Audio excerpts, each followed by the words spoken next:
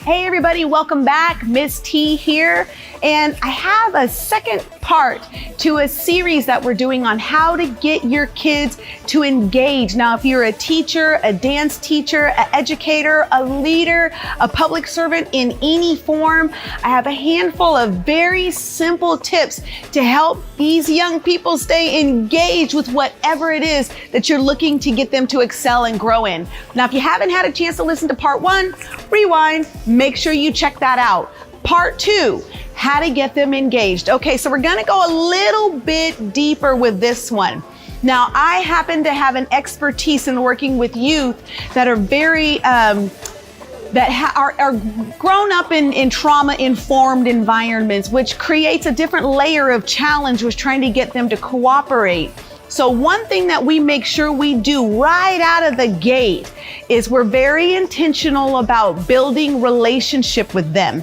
And it goes beyond the how are you today and how was school today. It really goes into more of a, hey, who were you hanging with at lunch? Or did you have lunch today? Or tell me about your grades. Is everything looking good? Is there anything I can help you with? When I ask those sorts of questions, it helps me to identify where they're at, not just academically, but socially. And if you learn where they're at socially, you'll find out really how to help them grow and how to empower them. So my tip for you today is really be intentional about finding out where they're at socially. In high school, middle school, elementary school, this is a driving force behind their happiness, their behavior in the classroom, whether they eat, whether they come to school, whether they stay longer for enrichment programs. It's social. So if you can get to know their social circles, if you can help coach them through difficult patches or little wrinkles in relationship, you're really gonna get them to, number one, open up and trust you. Number two, you're gonna establish yourself as not just the educational expert, but also someone who cares. And once they know you care, you really can pull greatness out of them. Number two, now this is something for dance teachers. This is something that it took me a little while to learn, but I'm gonna give you a fast track, a shortcut, a landmine to step over, okay? When you find that you're in your environment and the kids are just not clicking, they're not paying attention, they're bored, or they're not embracing the lesson, stop. Now, I have dance educators that will keep going just because they want to see how good their choreography looks. Sometimes they're just looking at their own selves dance in the mirror, and they don't take the time to look behind them or in front of them and see that these kids are just not getting it. My second tip for today is stop. Stop what you're doing and engage them. And how do you do that? You make them a part of the development process. Now, some of the ways I do that is I show them the choreography, but then I'll ask them, how can we go from here to here? How can we move from this formation to this formation? And then if you're building a routine that you're going to present in a show, I get their buy-in by asking them, okay, tell me about costumes. Here's my concept. How do you see you in that concept? How can we take it from here to here? What are some fun colors we could use? What do we do with our costumes? Do we go bright? Do we go dark? So once I get them invested in the picture, once I share the vision, I get them invested in the picture, then they have a part in the development process. That automatically engages and gets them involved and keeps them involved. So you want to make sure that you stop and take a moment to invite them in to your vision. That's so very important.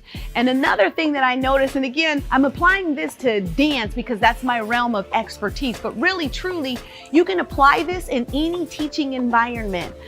Music. If the materials that you're using are not something that's culturally and socially relevant or something that's appealing and exciting to them, they're gonna disconnect. Now, this also works with art. If the materials you're using, if they don't wanna do clay, guess what's gonna happen? They ain't gonna do the clay. But if you're doing paper and watercolors and all of a sudden they come alive, then get some more paper and watercolor. You really wanna know the student base you're serving. And again, from a musical perspective, you don't wanna bring in rock and roll when what they're looking for is hip hop. If they come alive with the hip hop, bring the hip hop first and then wrap the other genres in. So again, you want to be intentional about how you're getting to know your student, your client base, and you also want to be intentional about how you serve. Now remember this, because you are in front of them and you are leading a group of people, a group of young people, that makes you a public servant. You are a servant. So you want to make sure that when you come into the environment, you're not just looking for them to perform a task or academic for you. You're looking to serve them, to pull the greatness out of them. Now, I know this is a little deeper than we normally go, but I'm hoping it helps you. It's not difficult. It's just a little different.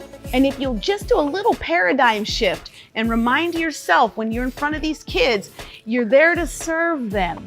And whatever way, come on, Sherlock Holmes this thing, whatever way is going to get them engaged, by getting to know them, you'll know this, that's the avenue you want to take. Because again, the more you know them, the more they know you. The more they know you care, and the more you have the tools and resources and the conversation that's helping them grow, you're gonna develop champions. I guarantee it. Now, I hope this helps you. If you have any questions or challenges, you know you can reach out to us. That's why we're here. In the meantime, make sure you check out some other videos and send us some feedback. We like hearing the feedback. Thank you so much for watching, and we'll be back for part 3 of this thing next week.